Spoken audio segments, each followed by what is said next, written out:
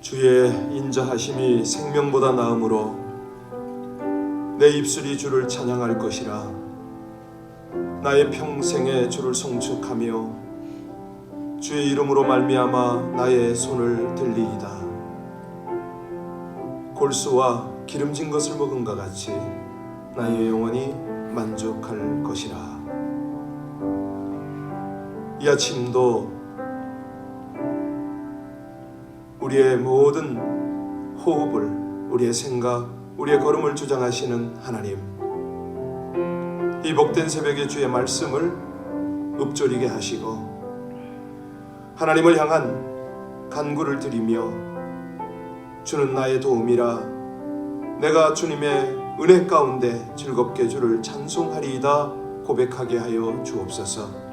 온전히 하나님을 높이며 우리 아버지 하나님의 말씀을 청종하려는 귀한 심령들, 새벽을 깨우며 각 가정에서 또 본당에서 하나님을 예배하는 모든 심령을 주의 은혜로 사로잡아 주옵소서. 예수님 이름으로 기도하옵나이다. 아멘. 요즘 뉴스를 접해서 아시겠지만은 주별로 확진자가 조금씩 늘어나는 추세이기도 하고요. 무엇보다도 국제적으로는 한국과 북한이 또 이 미국과의 관계가 너무나 참 악한 관계로 지금 달려가고 있습니다. 양국에 서로 삐라를 뿌린다. 또 볼턴이 나서서 그 비사들을 하나하나 드러내는데 참 진흙판이에요. 근데 거기서 우리가 깨닫는 거는 모든 게 감춰지는 것이 없다는 거죠. 하나님 안에서 다 드러난다는 것입니다. 그랬더니 이 모습이 부끄러우니까 서로 거짓말장이라고 손가락질을 하는 이런 우리가 사태를 보고 있습니다. 우리는 하나님 앞에 하나님만이 인생과 역사의 주관자라고 고백을 드리고 하나님이여 주님 앞에 우리의 흠이 없이 행하도록 정말 늘 성결하고 하나님이 주장하시는 그 삶을 살게 해달라고 우리 이런 기도가 필요합니다. 우리 위정자들이 좀 그랬으면 좋겠습니다. 하나님이 주신 저 어떤 권력들을 가지고 권세들을 가지고 함부로 사용하다가 결국은 본인도 집안도 나라도 패가 망신하는 이런 일이 없도록 주관자이신 하나님, 저들이 하나님을 두려워하고 하나님을 경외하게 하옵소서. 우리 합심으로 함께 인생과 역사의 주관자이신 하나님의 은혜를 구하는 기도를 같이 드리겠습니다. 우리가 아버지 하나님의 은혜로 이 백성들이 살아가고 있음을 고백합니다. 아버지 하나님, 코로나 바이러스가 창궐하여도 이 백성들을 지켜주시는 아버지 하나님, 하나님의 은혜를 먼저는 감사를 드리고 우리 아버지 하나님, 인생과 역사의 주관자이신 하나님을 의뢰할 때에 각 나라 위정자들이 하나님을 경외하며 두려워하게 하여 주옵소서. 정말 결국은 하나님 앞에 모든 것이 드러나는 것, 또 우리 아버지 하나님께서 세우지 아니하시면 모든 권세와 나라도 헛것임을 고백합니다. 아버지 하나님이여, 우리 트럼프 대통령과 및 문재인 대통령 또 김정은 모두가 한결같이 하나님을 두려워하며 우리 아버지 하나님의 통치 앞에 굴복할 수 있게 하여 주시옵소서. 악한 행위들을 멈추게 하여 주옵시고 아버지 하나님, 그 얄팍한 술수로 인하여 그 가문과 나라를 망치지 아니하도록 아버지 하나님께서 친히 저들의 모든 상황을 주관하여 주시기를 원하여 간절히 기도합니다. 이 아침에 우리 하나님을 경외하며 하나님 앞에 중보하는 이 백성들의 간구를 받으시는 아버지 하나님, 저희들도 하나님 안에서 늘 깨어서 하나님이 원하시는 그 은혜의 길, 하나님을 경외하고 두려워하며 하나님의 통치 속에 살아가는 그러한 삶을 살게 하여 주시옵소서. 신실하시고 감사하신 우리 주님 찬양하며 영광과 존귀를 받으시기 합당하신 예수님 이름으로 감사하며 기도하옵나이다. 아멘. 오늘은 시편 말씀으로 갑니다. 시편 말씀 127편입니다. 시편 127편 1절로 5절까지의 말씀입니다. 시편 말씀 127편 1절로 5절을 합독하시겠습니다. 여호와께서 집을 세우지 아니하시면 세우는 자의 수고가 헛되며 여호와께서 성을 지키지 아니하시면 파수꾼의 깨어 있음이 헛되도다. 너희가 일찍 일어나고 늦게 누우며 수고의 떡을 먹음이 헛되도다. 그러므로 여호와께서 그의 사랑하는 자에게는 잠을 주시는도다. 보라, 자식들은 여호와의 기업이요 태의 열매는 그의 상급이로다. 젊은 자의 자식은 장사의 수중의 화살 같으니 이것이 그의 화살통에 가득한 자는 복되도다. 그들이 성문에서 그들의 원수와 담판할 때에 수치를 당하지 아니하리로다. 아멘. 오늘 시편은요, 한마디로 하나님을 섬기는 성도의 삶에서 무엇이 가장 중요한가, 이 중요성, 우선순위, 이걸 이제 교훈하려고 하나님께서 이 말씀을 주십니다. 한마디로 하면 그냥 하나님 중심적인 삶을 살아라, 이건데요. 여러분, 시편이 몇 편까지 있습니까? 150편까지 있죠. 그런데 이제 120편부터 이제 앞으로 우리가 쭉 살피게 될 134편까지 쭉 이렇게 보면요, 이 15편의 표제가 오늘 그 시편 127편 맨 위에 작은 글씨로 뭐라고 되어 있습니까? 솔로몬의 시 곧 성전에 올라가는 노래, 이렇게 되어 있지 않습니까? 예, 여기 성전에 올라가는 노래라고 붙어져 있어요. 이 성전에 올라가는 노래라고 한 유래는 뭐냐면 유대 랍비들의 전통에 의해서 그렇게 된 겁니다. 그래서 킹 제임스 버전에 보면은 가장 뛰어난 노래, 이렇게 번역이 돼 있고요. RSV라고 이제 그 고전적 그 영어 번역 성경에는 송영송이라고 돼 있어요. 노래 중에 노래, 뭐 이렇게 되는 거죠. 예, 문자적으로는 그냥 올라가는 노래, 이렇게 보면 됩니다.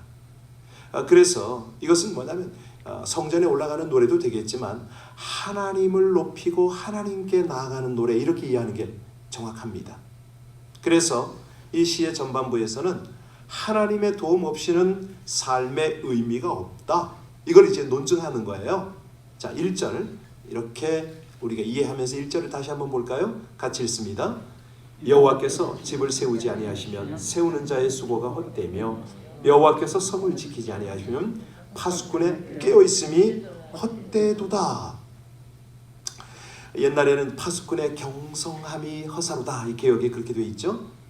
집을 짓는 자, 성을 지키는 자, 이 이미지가 사실은 하나님의 중요성을 논증하기 위한 재료가 됐어요. 여기서 집이라고 할 때요, 어떤 집이 느껴집니까? 이 사는 집 말고요. 오늘 본문의 집은, 이 시편의 저자가 누구죠? 솔로몬이라고 그랬잖아요. 솔로몬이 생각하는 집은 어떤 집일까요? 하나님의 집인 거예요. 솔로몬이 무엇을 지었죠? 성전을 지었잖아요. 물론 왕궁도 지었지만 성전을 지었어요. 자, 그래서 사람들은 솔로몬이 자기가 사는 궁궐 지은 걸 말하는구나, 이렇게 이해할 수가 있지만 아니에요. 그가 재임 기간 동안에 7년은 성전을 지었거든요. 그리고 궁궐 짓는 데는 13년이 걸렸어요. 그러니까 이 솔로몬은 2번의 건축 경험이 있는 거죠. 그것도 보통 건축이 아니고 어마어마한 규모의 건축 규모가 있는 그런 건축을 했습니다. 자, 그래서 이 2번의 건축 경험을 통해서 그의 고백이 뭐라고요? 여호와께서 세우지 아니하시면 수고가 헛되다. 그래서 20년간의 건축 역사에서 우리 하나님께서 건축 자재를 어떻게 마련해 주시고 그 건축을 잘 다루는 건축 기술자들을 어떻게 붙여주셨으며 뭐 크고 작은 사고는 없었겠습니까? 별일이 다 많았겠죠. 그것을 쫙 관찰하고 나서 이 시편을 쓴 겁니다. 그런데 건물을 아무리 잘 짓고 무사고로 지었다, 아주 훌륭하게 그렇게 완벽하게 지었다 할지라도 파수꾼이, 경비가 이것이 열심히 지켜지지 않으면, 제대로 지켜지지 않으면 적들이 들어온다, 이 말입니다. 아니, 들어오려고 하면 언제든지 들어오죠. 도둑이 들어오고 뭐 여러 가지 방법으로 들어올 수 있죠. 결국은 그가 깨달은 것이 뭡니까? 하나님께서 지켜주지 않으면 성을 수비할 수가 없다. 여기 이제 그의 결론입니다. 여러분, 얼마나 지혜롭습니까? 솔로몬이 참 지혜자 아닙니까? 이 세계 역사에 있어서요, 힘이 없어서 나라를 빼앗기는 나라도 있었지만 최강의 전력과 무기를 가지고 있다 하더라도 망하는 예가 얼마나 많습니까? 뭐 저는 중국에 좀 있었기 때문에 중국의 상황을 잘 알아요. 만리장성, 만리입니다. 말 그대로 16,000 그런 어떤 리가 되는데, 그런 완벽한 성을 쌓아놓고도요, 물론 이제 흉노족을 막느라고 그걸 쌓았는데 망하기는 왜 망합니까? 내부적으로 망해버려요. 내란이 일어났어요. 그렇게 망하는 겁니다. 뭐 재벌 기업들이 뭐 돈이 없어서 망합니까? 아니거든요. 아무리 많아도 하루아침에 망합니다. 뭐 과거에 로마 제국이 그랬고요. 이 걸프전 때 보면 쿠웨이트가 그렇게 망한 겁니다. 힘이 있는데도 다 망하는 겁니다. 자, 2절을 볼까요? 2절 이제 우리 삶으로 적용을 합니다. 너희가 일찍이 일어나고 늦게 누우며 수고의 떡을 먹음이 헛되도다. 그러므로 여호와께서 그의 사랑하시는 자에게 잠을 주시는도다. 우리가 참 열심히 일합니다. 늦게까지 일하고 아르바이트 투잡 뜨리잡 뛰고 뭐 그러잖아요, 그죠? 아침 저녁으로 쉴 새 없이 분주합니다. 우리 청년들 보면 어떤 때는 안타까워요. 우리 주일날 나오는 한 자매는 뜨리잡을 뛰고 공부를 합니다. 심지어는 젊은 부모에게 자기가 용돈을 제공을 하는, 이야, 그래서 제가 얼마나 기특하고 이쁜지 몰라요. 그렇게 열심히 일하고 노력을 해도요, 사실은 하나님이 함께 하시지 않으면 그 모든 것이 헛되고 헛됩니다. 아침에 일찍 일어나 봐라, 늦게 누워 봐라, 정말 그 수고에 밥을 먹어 봐라, 다 헛되다. 여러분, 우리가 열심히 일하는 거 이거 맞죠, 그죠? 그런데 하나님이 지금 이 솔로몬이 여기서 원하는 게 뭐냐면, 그렇게 바쁘다는 이유로 하나님을 항상 뒷전으로 해봐라 이거예요. 조금 하나님의 말씀을 깨우친 사람은 열심히 일하는 것도 또 하나님을 섬기는 삶이라고 말하면서 교회를 뭐 생활을 하는 것, 이런 습관적으로 형식적으로 하는 사람이 있습니다. 대개의 사람들이요, 뭐 좋은 것보다 나쁜 것을 먼저 생각하고 불평할 때가 참 많거든요. 그런데 믿음에 있는 사람은 어떤 태도냐? 범사에 감사합니다. 아무리 어려워도 힘들어도 감사해요. 자, 그러다 보니까 이 중심이 뭐냐면 하나님이잖아요. 물론 열심히 일하고 뭐 돈도 챙기고 이렇게 뭐 대가도 모으고 이거 참 중요해요. 그런데 그런 것조차도 하나님이 도와주지 않으면 헛되다 이거죠. 여기 솔로몬이 집을 건축하는 자와 성을 파수하는 파수꾼을 지금 비유로 들었는데요. 그들이 이제 열심히 짓고 열심히 지키잖아요. 그러면 그들에게 주어지는 게 뭡니까? 이제 대가가 지불이 되겠죠. 그런데 여기서 깨달으라는 게 뭐냐면, 이 모든 일에 가장 중요한 것은 하나님이 함께 해주시는 거 아니냐라고 또 한 번 강조를 합니다. 왜냐하면 이건 의미예요. 어떤 의미입니까? 우리 생애의 의미죠. 생애에 의미가 있는 삶을 사는 사람은 하나님과의 바른 관계잖아요. 그래서 아주 핵심이 뭐냐면 신앙생활에 있어서 구조조정을 잘해라. 쉬운 말로 하면 잔가지를 잘 쳐라. 저는 중국에서 이 대학생들을 목회할 때 늘 강조를 했어요. 너의 유학생활에 있어서 정말로 우선순위를 잘 정하고 잔가지 치기를 하지 않으면 너는 졸업이 어려워. 잘 들어. 제대로 신앙생활 조금 소홀히 하고 싶어? 그러면 장학금 타. 장학금 타기 어려워? 그러면 신앙생활 제대로 하고 공부해서 졸업만 해. 제가 그런 강조를 여러 번 했는데요. 예. 자기의 노력과 지혜로 학위를 받고 사회적 위치를 차지하고 경제적 지위를 누린다는 이런 이제 착각들을 하는 거예요. 그런데요, 가만히 보면 하나님이 돕지 않으면 우리는 아무것도 할 수가 없습니다. 방법이 없어요. 물론 이제 자기 과신, 자기 노력으로, 이거는 이제 뭐냐면 신앙의 거품이잖아요. 근데 이 신앙의 거품을 빨리 제거하지 않으면 정말로 사람들에게 완전히 왕따를 당합니다. 자기 스스로 고립이 돼요. 그래서 우리 삶의 구조를 조정해라. 신앙의 구조를 조정해라. 어떻게? 하나님 중심으로. 그러면 하나님 중심으로 구조 조정한다는 의미가 뭐냐? 하나님 중심적인 삶의 이런 어떤 중심이 뭐냐? 사실은요, 성경을 우리가 왜 계속 봅니까? 성경을 보면 믿음의 선진들이 너무 이 부분에 갈등을 많이 했어요. 연구를 했어요. 고민을 했어요. 그래서 그들이 삶의 우선순위, 우선권을 어떻게 두느냐, 이거를 너무너무 애를 쓰고 살펴본 거예요. 요즘에 성도들 보면요, 착한 일에 굉장히 관심들 가져요. 홈레스도 없지, 뭐 옆에 어려운 사람도 없고, 가난한 사람 뭐 되게 챙기는 척해요.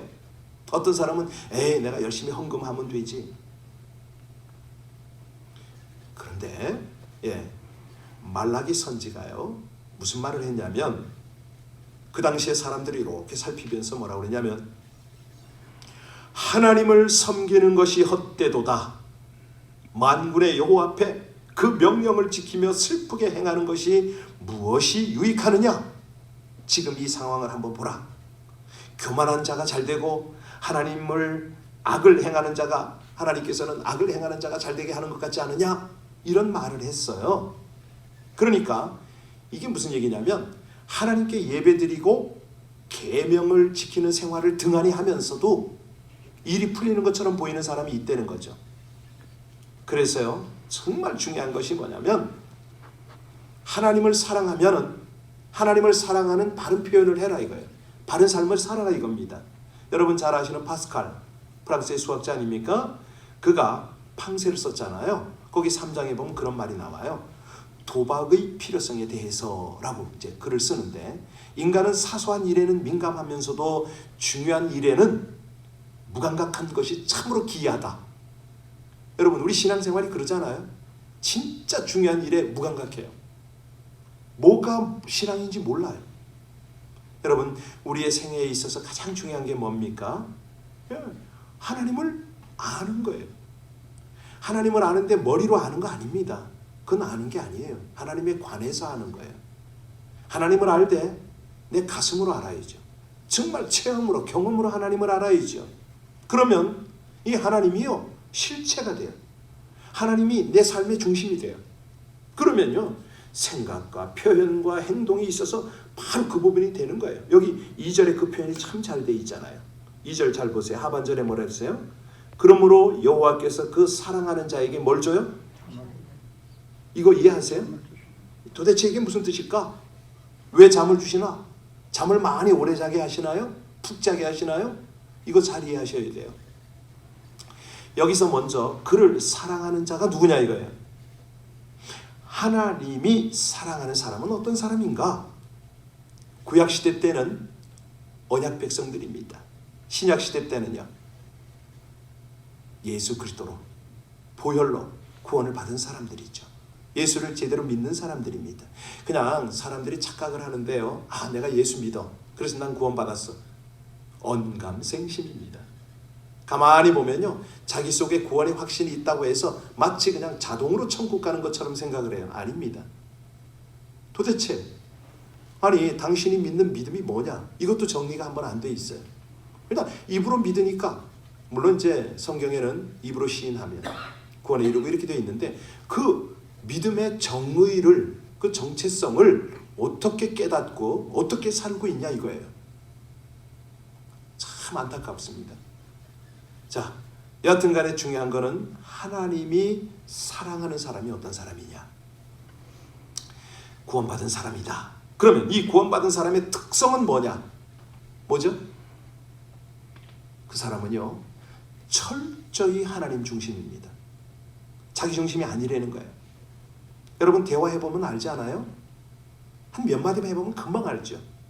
굉장히 뭐 유식한 척하고 똑똑한 척하고 뭐 사려가 깊은 척하지만은 딱 보면은요 인간 중심, 자기 중심이 대부분이에요. 신앙생활 해도 그래요. 하나님 중심적 삶의 구조를 조정하는 사람, 몸부림치는 사람이죠. 그런 사람이 진정으로 하나님의 사랑을 입는 사람인데요, 진정으로 구원함을 받은 사람이라면 이 사람은 자기 삶 자체가 하나님 중심적으로 그 삶을 구조조정을 하는 거예요. 잔가지를 다 쳐버려요. 그래서 하나님께 사랑을 입으니까 잠을 잔다는 거예요. 어떤 사람은 막 공부할 때 일할 때 꾸벅꾸벅 존다든지 예배 시간에 처음부터 끝까지 조는 이런 사람들이 나 하나님의 사랑 입었어, 나 자잖아 이렇게 말하는 사람이 있어요. 그런데 이제 성경학자들은 이 부분을 어떻게 이해하냐면 하나님의 축복으로 이해를 해요. 하나님이 축복하신 때와 방법으로 이해하기도 해요. 그래서 잠을 하나님이 주시는 번역, 안식, 평화 뭐 이렇게 이해를 하는 거죠. 축복으로.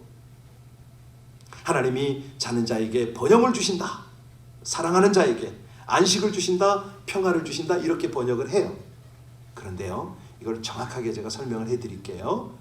NASB 같은 성경은요 그가 잠을 잘 때에도 이렇게 번역이 되어 있어요. 무슨 얘기인지 아셨어요? 사랑하는 자에게 잠을 주시는 도다. 이 말씀을 정확하게 번역을 하면 그가 잠을 잘 때에도, 이해하셨어요? 그때 하나님이 어떻게 하신다고요? 복을 주신다는 거예요. 아시겠죠? 이렇게 딱 이해하셔야 돼요. 아하, 그렇구나. 하나님께 사랑을 입은 자는 잘 때에도 복이 오는구나. 요겁니다. 요거. 그러니까 사람들이 잘 때 잘 자야 돼요. 잘 때. 엉뚱한 짓 하고 자지 마세요.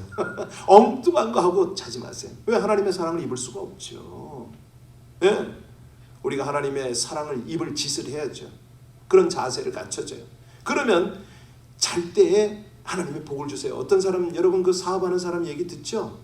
자고 일어나니까 돈이 쌓였더라. 못 들었어요? 전 그런 얘기 많이 들어요. 이 사업이라는 게 그렇습니다. 돈이 부르는 거는요, 딱 자고 일어나면 돈이 불어요. 사업 크게 경험하신 분들 그런 거 알 텐데. 예, 돈이 돈을 몰고 오는데요, 정신 못 차려요. 예, 돈만 그렇겠습니까? 모든 관계, 모든 분야가 그러거든요. 예, 그래서 아무런 활동을 하지 않는 밤에도, 잠을 잘 때에도 하나님은 은혜를 부으신다, 복을 부으신다, 뭐 이렇게 이해하시면 됩니다. 그러니까 뭐 어느 쪽으로 해석해도 뭐 다 틀리지는 않은 건데, 핵심은 뭐냐면 하나님을 그 삶의 중심에 놓고 사는 사람들은, 예, 우리 하나님이 놀라운 역사를 나타내신다. 자, 이제 3절과 5절 말씀 끝절을 보면은 사실 본문과 관련이 없어 보입니다만은 이 말씀은 바로 하나님의 축복을 묘사합니다. 우리 3절로 5절 같이 읽겠습니다. 보라, 자식들은 여호와의 기업이요 태의 열매는 그 상급이로다. 젊은 자의 자식은 장사의 수중의 화살 같으니 이것이 그의 화살통에 가득한 자는 복되도다. 그들이 성문에서 그들의 원수와 담판할 때 수치를 당하지 아니하리로다. 여러분, 이 말씀은 뭐죠? 자녀들을 축복하셔서 그들로 인하여 위로를 받게 하신다는 겁니다. 여러분, 인생에 있어서 우리 특별히 자녀 있는 분들은 아주 너무 중요한 문제 아닙니까? 아니, 자식이 다 장성을 하면 이걸 어떻게 통제를 합니까?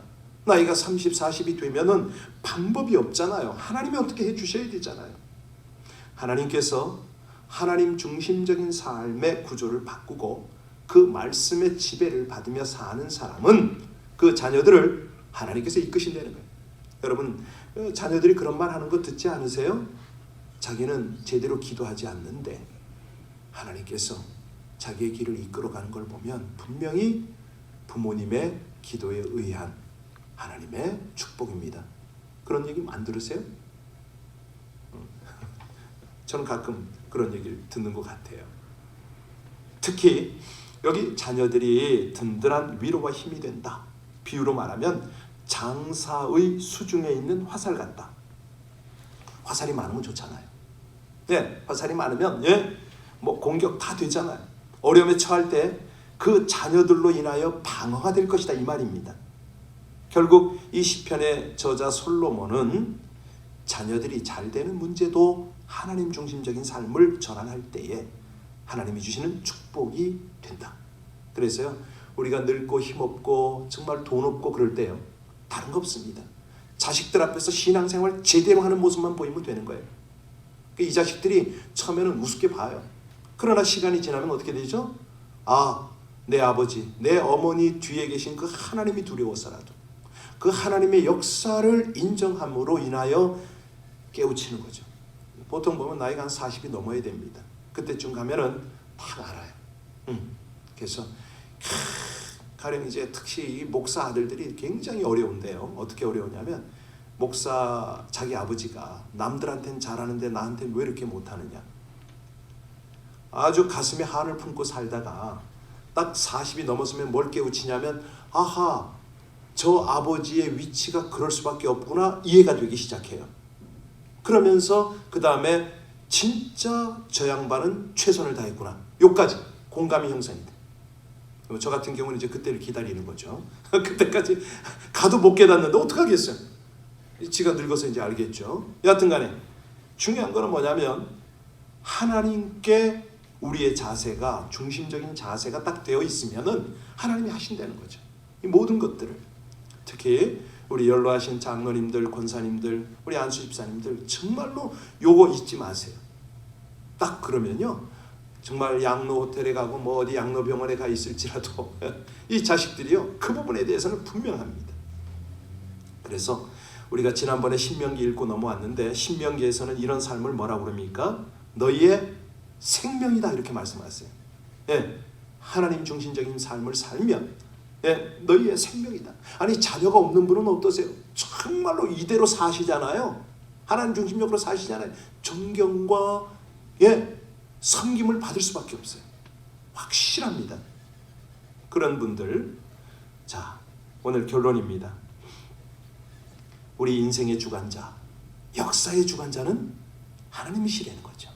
그 하나님을 중심으로 사는 모든 잔가지치기를 하고 이렇게 살 때에 하나님을 더 깊이 체험하고, 뭐 육적인 자녀뿐 아닙니다. 영적인 자녀가 너무너무 든든하게 우리 하나님과 함께 동역을 하게 하신다. 오늘 1절입니다. 여호와께서 집을 세우지 아니하시면 세우는 자의 수고가 헛되며 여호와께서 성을 지키지 아니하시면 파수꾼의 깨어있음이 헛되도다. 기도하시겠습니다. 모든 공급과 안전의 주관이시며 승리를 주시는 복의 근원이신 하나님을 범사에 온전히 의지하며 살게 하여 주시옵소서. 인생과 역사를 세우시고 지키시고 이어가시는 하나님을 경외하고 순종함으로 하나님의 기업인 자녀들에게 신앙의 계보를 이어가게 하여 주시옵소서. 인생의 건축자이신 하나님께 모든 것을 의뢰하여 집을 세우시고 지키시며 또 확장케 하시는 은혜를 날마다 입으며 오늘도 힘차게 하루를 시작하게 하여 주시옵소서. 예수님 이름으로 기도하옵나이다. 아멘. 새벽에 너무너무 잘 오셨고요. 이 새벽에 온라인으로 예배하시는 여러분들도 너무너무 귀하십니다. 하나님 중심적인 삶이 될 수 있도록 우리 자신뿐만 아니라 우리 자녀, 우리 온 성도, 온 교회가 정말 그렇습니다. 이 험난한 세상, 이 복잡한 세상, 말도 많고 탈도 많은 이 환경 속에서 하나님 중심으로 잔가지치기 잘하고 예 우선순위의 삶을 살 수 있도록 우리 합심으로 함께 간절히 주님 앞에 기도 올리겠습니다. 아버지 하나님, 하나님의 은혜와 하나님의 인도를 감사를 드립니다. 존귀와 영광을 받으시게 합당하신 우리 아버지 하나님, 귀한 하나님의 신실하신 인도하심이 이 백성들과 함께 하시니 진실로 감사를 드립니다. 우리 하나님께서는 주의 사랑하는 백성들을 오늘도 구원의 길로 또 은혜의 길로 인도하고 계시오니 아버지 하나님 그 길 가운데 우리 모두가 함께하기를 간절히 원합니다. 주의 백성들, 우리 모든 성도들, 우리 자녀들 늘 하나님 중심의 삶을 살아가게 하여 주옵소서. 인생을 주관하시고 모든 집을 세우시며 성을 보호하시는 우리 하나님, 그 은혜 가운데 이 백성들을 함께하며